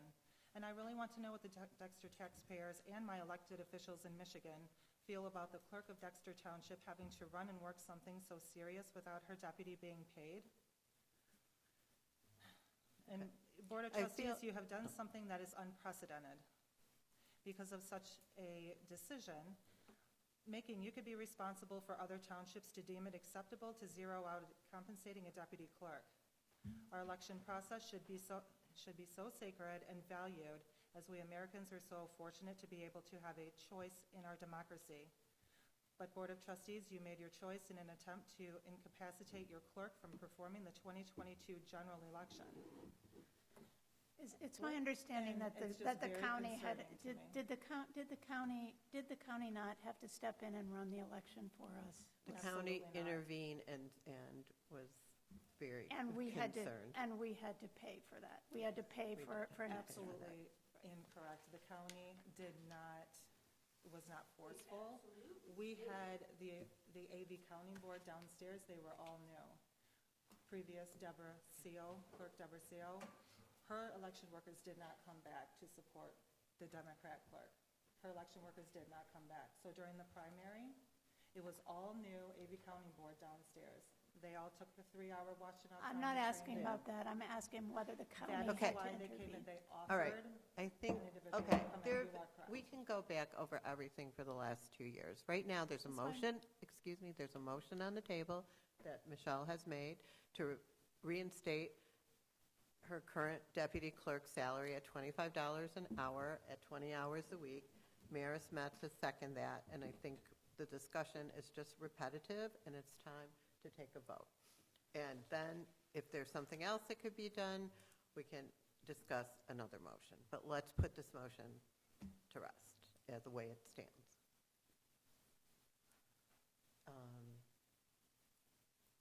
Maris? Okay, It's so, just yes or no. I know. We're at yes or no. We are at yes or no, or we're going to be And here. we, and we can make another proposal. $25 an hour, 20 hours a week. okay, Yes or no? no on that. Okay, stop. Okay. So we're putting this one to bed. No, Lonnie? No. Karen? No. Karen? No. Laura? No. Michelle? Yes. Myself? No. Okay. I think, Can I make a motion to set the deputy clerk's salary at minimum wage how many hours? for 16 hours a week? Does somebody second that motion? Second. I'd like discussion on that, because Yeah, now we can have discussion, Okay, Laura. I'm not feeling well, and I went into the bathroom and I missed that discussion, and Okay. I'm really sorry about that. Well, I'd like to know more thoughts about that, and why 16 and not 20 hours. Just minimizing the cost for the deputy, because we have to hire external parties to discharge the duties, but we don't have the authority to name the deputy. Right. So we're just minimizing the cost. And the 16 hours was arbitrary. We could have set it at 8 or 20 or whatever. But that can be amended, the hours as she needs, right? If she needs extra hours for. Well, we could certain set it at a, we could calculate the value of that and say it's a weekly salary and make it an exempt position, I guess. I don't know if it's an exempt position. Yeah, yeah. Yeah, yeah, so we could set it as a salaried position at $50 a week or whatever, you know? So just so this board knows, 16 hours just to clean out the QVF every week. And I have no assistance with beginning all of the intensive learning of Proposal 2 and going and working on other elections. And I guess you deem it appropriate that I work full-time in the office because I am, I think I'm I not. think let's We're end the getting off on, discussion, because this is not, because this is really the about. board. okay, this so we is- have a motion on the table for 16 hours a week at minimum wage. It's been seconded, so let's vote on this. No, wait a minute. I was going to offer an amendment. I mean, I don't see a huge difference between 20 hours and 16, and if Michelle's original request was 20, I would offer an amendment to the motion that it be minimum wage for 20 hours a week.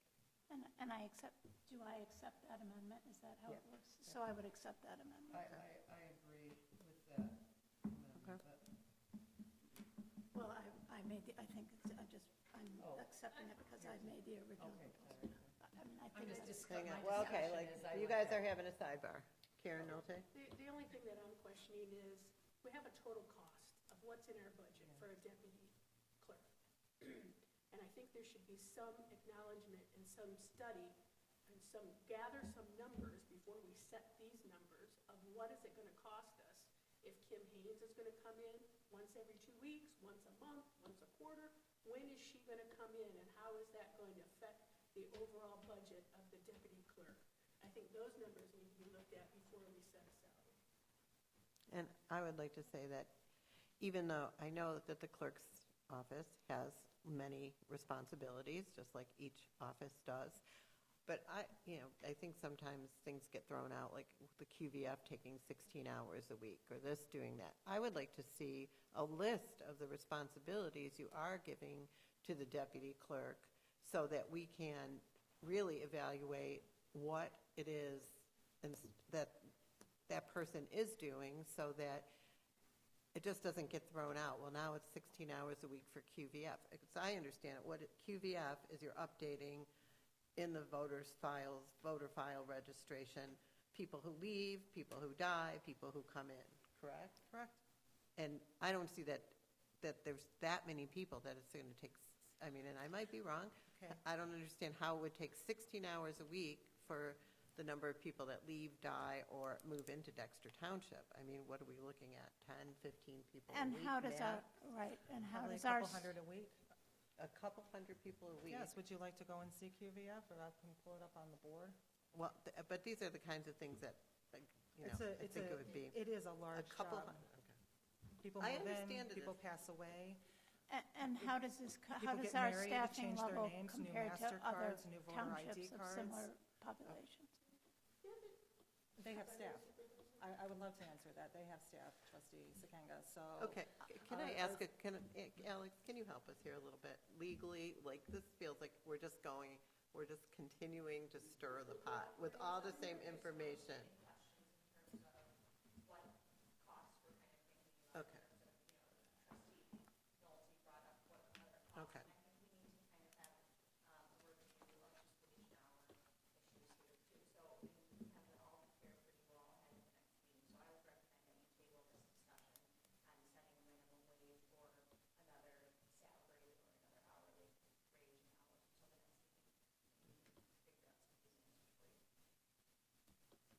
That's perfectly fine with me.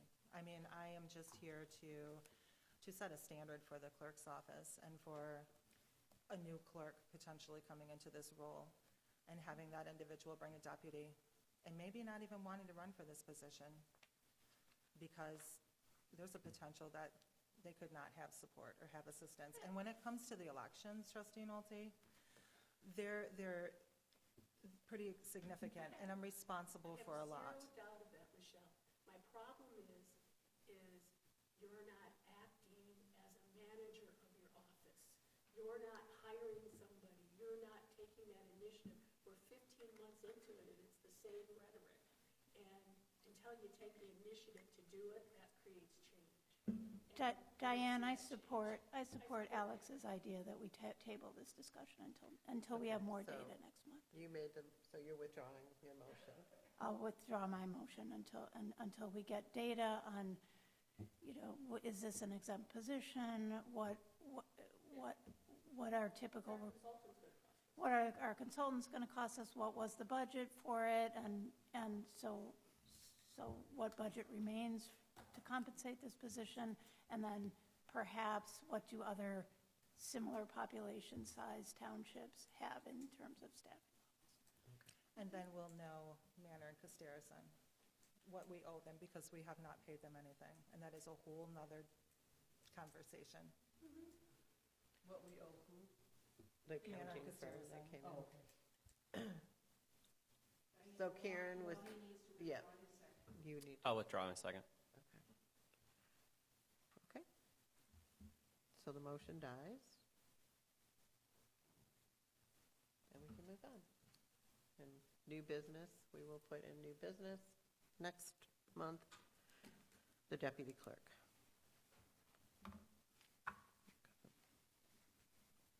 Did you have an update for the general ledger, Michelle? Sure. So I did submit yourself, supervisor and treasurer, the corrections that we did make. I absolutely listened to the board, especially Trustee Nolte, find all corrections that were necessary, make those corrections at one time, which I did do. We went through every bucket. I agreed with Trustee Scott 100%, not just to open up the funds and departments and all of the buckets if they were over 75%. I opened up every single one, cross-referenced again, the charges, and every bucket has their specific, they're all correct. I did not go above and beyond in regards to why we are over budget. We are over budget in multiple areas, but just in our bucket items, but we are not over budget with our overall, what we budgeted for as to where our actuals are now. So we do not need to do budget amendments, but if anyone would like to have a conversation here or outside of the office, I'd be more than happy to go over those bucket items as to why some of them are over budget, why some of them don't have a budgeted amendment, and also expenditures that were made that they didn't have enough in their bucket.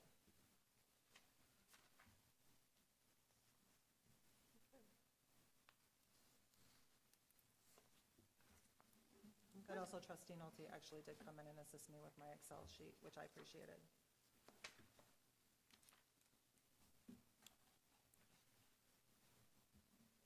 Okay, and Kim Haynes has looked over the books as well, and she recommended that, since we are under budget, we will not need any kind of a budget, what do you call it? Amendment.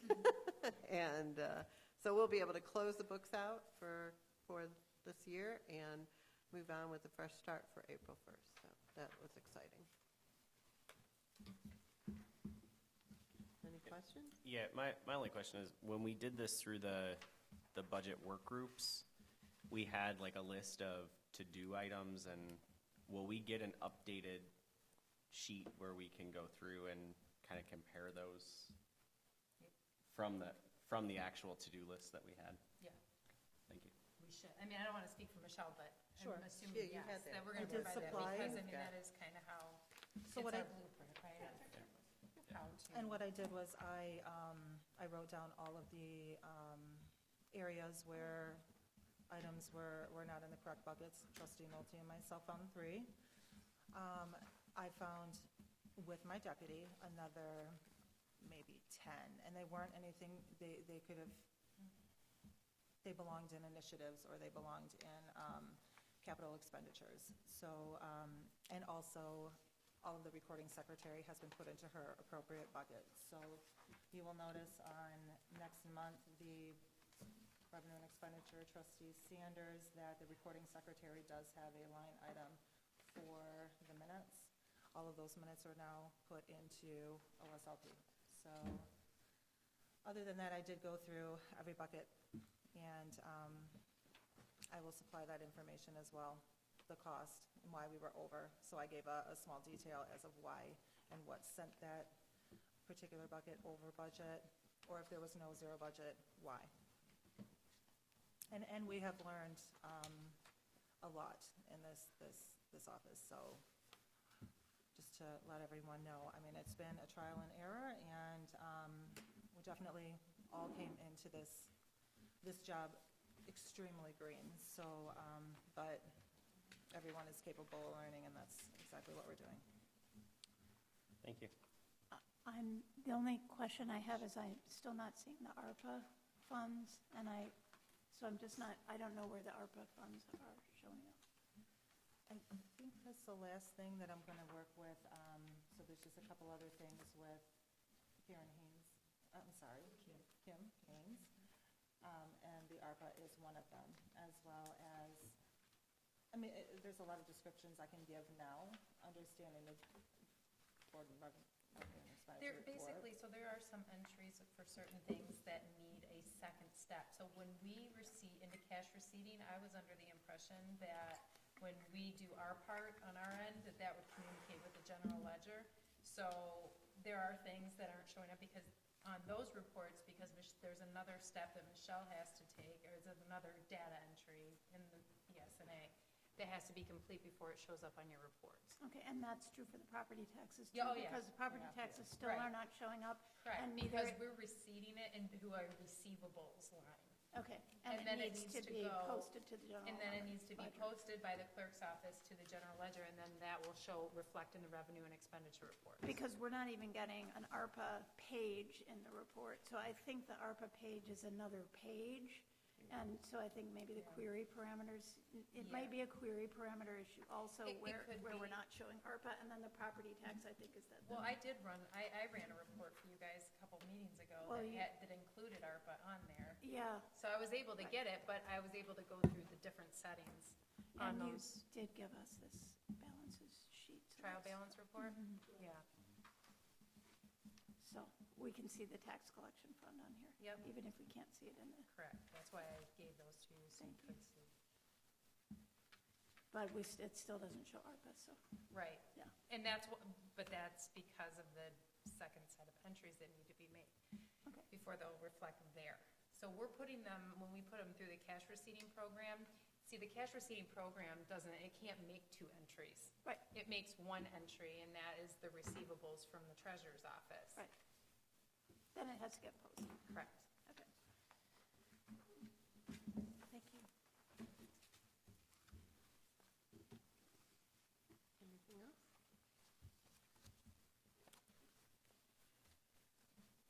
Well, if we're going to stick to our 8 o'clock close time, I mean, we can start on some of the moving forward budget for next year, so I can start filling in some blanks on our proposed budget, or we could set some budget meetings to see if we are, in sync. I did give a little guide, so I guess I wonder where people want to, do you want to start with the budget, working on some of these budget discussions, or? Tonight? Yeah, that's what I'm asking. Oh, okay. Or, I don't think, I mean, or do we want to schedule another budget meeting to work on the 23-24 budget? That's what I would think too. What? I would prefer to do it tonight. Well, do we have a budget proposal in front of us? No, I mean, just some of the items that I, put out, like what are people, the discussion items or anything. because I don't really, want to make, I mean, I have some recommendations and things like that, but I want to see where people are at, like with staff, how are we going to compensate with the new budget? Are there any benefits? Last year, we authorized money for life insurance and disability, but we did not initiate either one, and this was like, we have workplace disability, but we don't have general disability if someone were to, get hurt somewhere else or, but that, so those were two things that we had put in the budget for last year. It was really difficult to find, I was not able to find anybody who would cover our group with such a small number. So those were some of the reasons that didn't happen. Health insurance, we just don't have enough full-time people for anyone to look, that haven't been able to find anyone who would provide health insurance for us at a reasonable cost. Mostly I was working with Decker, and so I don't know if they're typical of the insurance agency for an agency like this, or if they just have more strict guidelines in terms of who they'll work with. So I don't know if we want to talk about one of these sections, or do we want to, Karen? Do we have or have you started plopping any numbers in? No, that not we yet. can print out? I could start doing that, but I was going to say, should we plop some numbers in, schedule another meeting? Yeah. So then we know how to move stuff around? yeah, that would be good. That's kind of what I was It's thinking. going to pretty much mirror this year, isn't it? Yeah, it's going to be pretty close. I mean, the And big I'll get ticket the item revenue again stuff. is going to be the roads, and, that's the big costly capital improvement, and that's, I provided our schedule to the road commission with a reminder that that's what we said we were going to do this year, and asked them to validate it and update the numbers, and they're still working on it. I guess they're not really used to townships asking for that. Because I think it was a couple months ago that I asked them for that, but it'll be hundreds of thousands of dollars. I just don't know how many. But I don't think we need B2B trail funding for this year, Diane. You can cross that off. Okay. Because we gave that seed funding this year, and they don't need us now. And you were going to potentially add lighting, street lighting, which is not very costly, but we might want to have a little money in there. And I believe this is the anniversary that Dexter Township should need a new roof here. So, and it would be nice to possibly look into solar. Just a thought. And we did talk about maybe having the offices painted. A lot of work. Modern blue, that's what that color is. Yeah, I know Abby's already called about getting some estimates on the new roof. I think we need to have the lines in the, these are the lines, at least have the lines in the parking lot painted, if not having the parking lot resurfaced. I think OHM had some thoughts about that last year, so maybe David, you and I can look into that. I know this is silly, but the lighting in here, are they LEDs? I doubt it. Probably not. So I think that I would like to change over our light bulbs inside to LEDs, and then also something not as harsh, if that's possible, because I get headaches from this lighting, and I know other people don't like it either. Yeah, So, but also, if these aren't LED, then that would also save some energy. It seems like things like that, there should just be a basic, small line item in the budget for minor, for maintenance, basically, or that's really almost like a maintenance issue. They might be expensive, though. Yeah, I was going to say, because there's quite a few replacing lights. all these light fixtures, it's going to be, There's but, a lot. Well, is it the fixtures or just the bulbs you want to replace? Maybe both, I fixtures. don't know. The wiring's already there, but would it be smart and environmentally conscious to replace them to LED? Absolutely. That's what A&R was done. So are we voting to have a meeting in early March or something? yeah, Is that what we're I saying? think we should do that. Budget meeting? Not too early. I won't be back until the 9th, but of course I don't have to be here. So I would like to be here, but I think it's important to have the treasurer at a budget. Yeah. meeting. If you can. I will say, I enjoyed. Maris, it would be great if we could update the revenue estimates, for the budget. Yeah, no, I too. plan on giving those to Diane, the state of Michigan. Those are easy numbers. You can grab those right off of the internet. And also, I was gonna get the projected property tax stuff from Chris tomorrow if we don't have this huge ice storm. Yep. I'm already thinking about getting in here as early as I can to do bill run, so, because I don't even know if Chris is gonna come tomorrow, because he's got a long drive. Yep. But, I mean, I can always call him or message him. Are there any other revenues that you wanted to know besides the state of Michigan? Because those are on my list, the state of Michigan and the current property taxes. Well, yeah, and the property tax. Because I assume, I know by looking at historical data that the property tax revenue goes up every year, so. Yeah, and he has those accurate numbers. He works three years ahead of us, so he knows. Yeah. So no more, no other. When do you come? We had questions about Is there a way the to? franchise. Yeah, that's Should what I we was- reduce the franchise revenue forecast because people are moving away from cable to internet? We should look into a way to come up with a different franchise fee though, Wasn't there a cell phone tower or something that we were looking into? Yeah, we were talking about, because we could make revenue. Because I did talk to the replace city that. of Ann Arbor, and we could make revenue from a cell tower and improve quality of life for residents by providing better service. Yeah, we need to talk about that. Yes. David and I have been talking. Oh, good. And we'll have more information, I believe, in the next couple of weeks. Oh, exciting. Cool. So what day are you looking at? When are you back? I'm back on the 9th, but I'm settling with the county on that day. Yeah. That's gonna, but I mean, it's like usually not an all-day affair. It takes us like maybe an hour. Oh, well, is it gonna be Laura can't come, it's not an evening meeting. So wait, we have to have the budget on the Approved on the- 21st, right? Approved on the 21st? Well, if we didn't have it on the 21st, we could have because we're gonna have to have a public meeting also, so we Are we could do it anywhere up till the 31st, so. Oh, really? Yeah. Okay, so we could have our regular scheduled BOT meeting and then adopt the budget. No, that's Well, no, we have to have cutting a it public too, that's cutting it too close. I would say we should do a budget meeting like around the 9th or Yeah, whatever. that's Okay. And then have our public meeting immediately preceding the Board of Trustee meeting on the Yeah, 21st. that's it, Is that, That would be the best. yeah, yeah. Yeah. Preceding, I can't do anything preceding. No, it could be at 6, and then Then the I can do Board it. of I can't Trustee do anything meeting the follows first. immediately. So are we saying March 9th? Is that what we're saying? What day of the week is it? Oh, my 'Cause- God. I don't know if I'll be, Or March, what is We today? could do Today's March. Tuesday, we could do March 7th. She's not. Well, I'm not Maris here. wouldn't I'm be gone the here. first How about week. the 14th? What about the 14th? 14th is great. I mean, I can do 13th or 14th. What day is that? It's a Tuesday.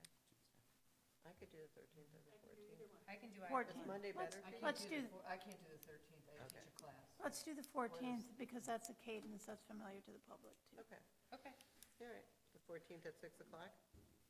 Yep. so that means we gotta get a notification out as well, or no? Yeah. Oh, yeah, Yeah. because it's a special meeting, right? So we have, but we'll just do it right away, so that, Okay. So we're just planning to have one then? And at that meeting, we'll have a preliminary budget, right? We'll yes, have a yep. rough layout that we can just. Just a Okay. special budget meeting? You're gonna do that? Okay. All right. So we're moving on from the budget to new business, the authorization and payment of the boundary survey of the Monier property. And this is recommended through the Land Preservation Board. So would someone like to make a motion to approve $1,800, I believe it is, for the land, I would. for the land survey, yes. I'll make a motion to approve $1,800 for a boundary survey of the Monier property by Arborland Consultants.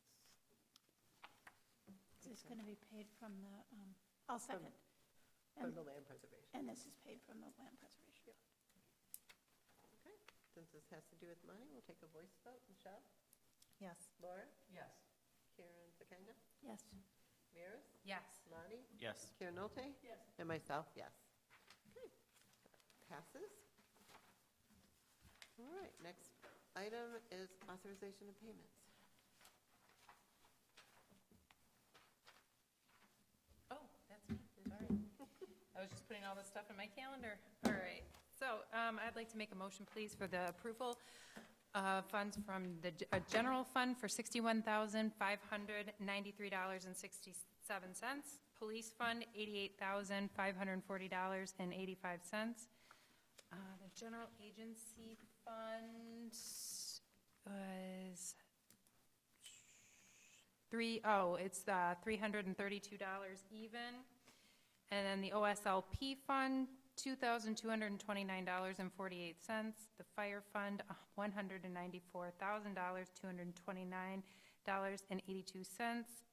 Payroll for this month is $30,023.64, and that's a grand total of $379,349.46, including gross payroll. Sorry, I had a total brain fart.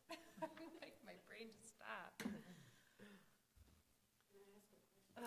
Second, you just, can I say something too? So, just so everyone is aware, fire's high this month, it's for 2 payments. Police is high, there were 2 payments, I'm sure everyone looked through their check disbursement. But I just wanted to put that out there, that this is a very high pay run because there are 2 fire, 2 police. Our state auditor sent her invoice as well, and Frontline, we had services through our outdoor warning system, right? So that was $16,400. So I just wanted to put that out there as to why we're quite high. Karen? 2 questions of why the double fire in the police? They didn't have the exact figures for January, so. Okay. And then my next question is I see, how do I say this? We're approving payments here, right? In this build-up. I've already gotten checks that are on this build-up. That, I find that a little troubling. That last week I was handed a check for Daisy Tree for $840 to pay for the cemetery. But today, I'm approving the payment. So we're paying bills without approval. We were given that bill and instructed to pay that bill. It's, I mean, that's not, just because you submitted a bill doesn't mean you pay that bill without the board approval. Karen, that was approved in a motion last month. To pay that bill? It absolutely it's was. in To pay But it wasn't on the bill. That was approved by the board last month, to pay that. So it doesn't matter when the check was cut, because the board approved payment to Daisy last month. That's in your minutes. Yeah, makes sense. Does anybody know what the 15,000 capital improvement was? What page are you on? Page, it's 2 of 7.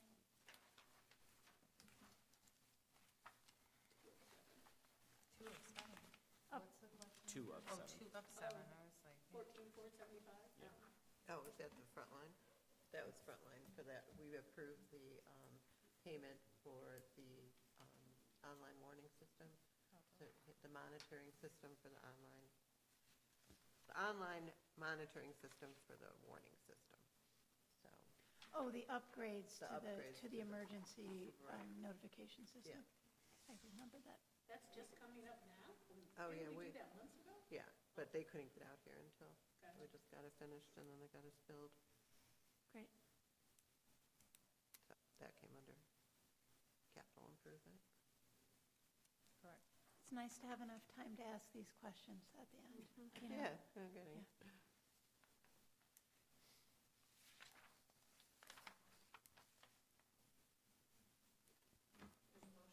Yeah, any other discussion? Okay. Take a vote. Michelle? Yes. Karen Zakanga? Yes. Laura Sanders? Yes. Mayor Smith? Yes. Lonnie Scott? Yes. Karen Nolte? Yes. And myself, yes. Second call for public comment. Yes?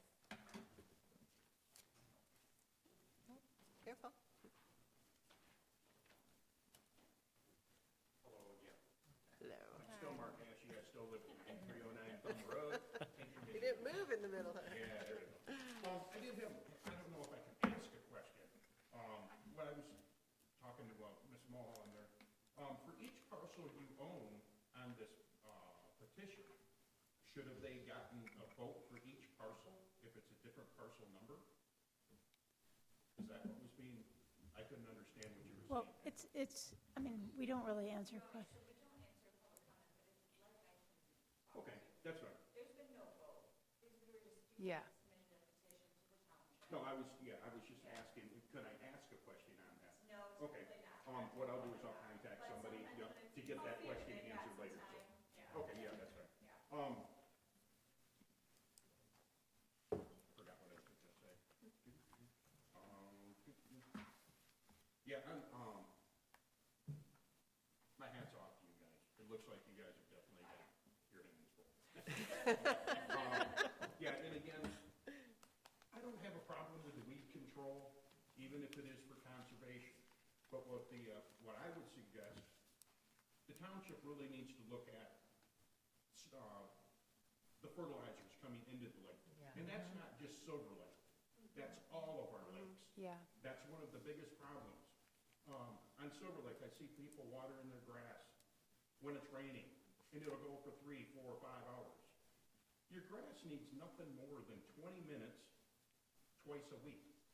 Unfortunately, what we're seeing in our lakes, not only here, everywhere, it's runoff. What I'm going to suggest, and I'll even help you do it with the ordinances, find out how we can go about cutting the lakes, watering out of the lake. Something like that. Another one of them is Post 46 over there. They got boats going in and out, in and out, in and out. Crossing a road. That's another sore spot with a lot of people. If you need a hand with the ordinances, you know what? I'll help you out. Thank you. I love our lake. I like to fish our lake. I like to eat the fish. If I wanted to do catch and release, I could go to the Portage Lake chain. And unfortunately, we're seeing what's happened there. Silver Lake it's a gem, you know?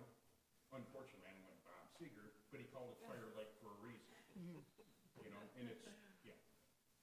If we can do something like that, if I can contact one of you, I'll help you guys, however it needs to be. I know I've got a bunch of people there on their lake that don't like me. You know what? I don't care. I build a fence around my house because I don't want to deal with them. I was the one that maintained the road. My family maintained the road. My family, my grandma and grandpa bought in 1928. We've never asked for a dime for snow plowing. We never asked for a dime for dirt to be put in holes. We own construction equipment. I never asked for gas, for diesel fuel, nothing.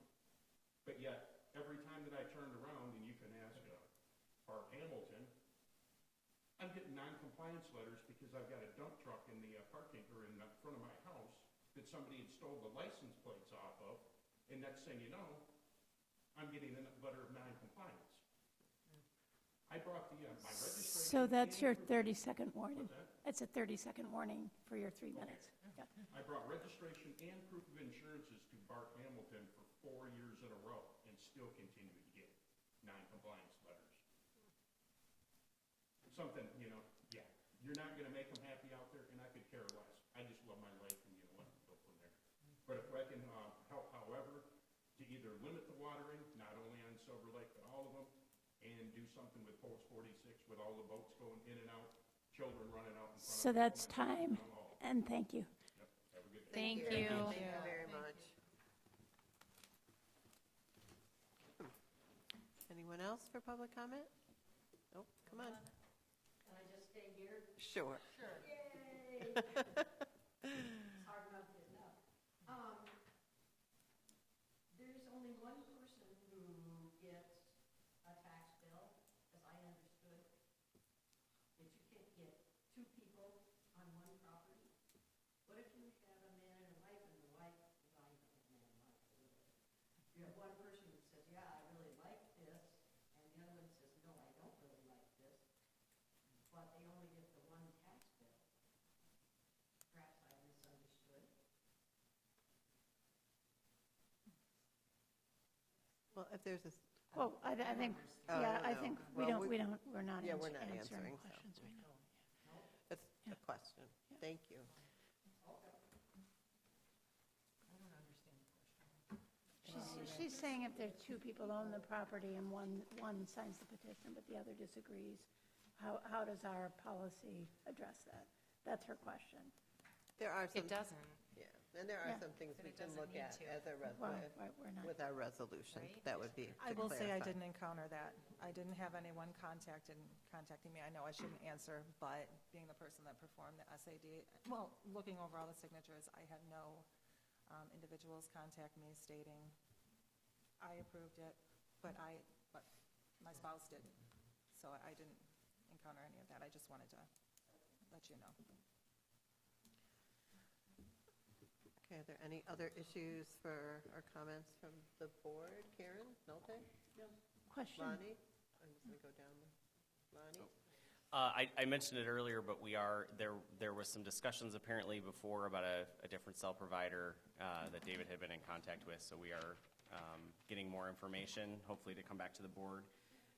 And I've also started reaching out to folks in surrounding townships about pulling together an informal conversation to start about public safety to get the answers that we were seeking as a board about how the surrounding townships are dealing with things like the police contract.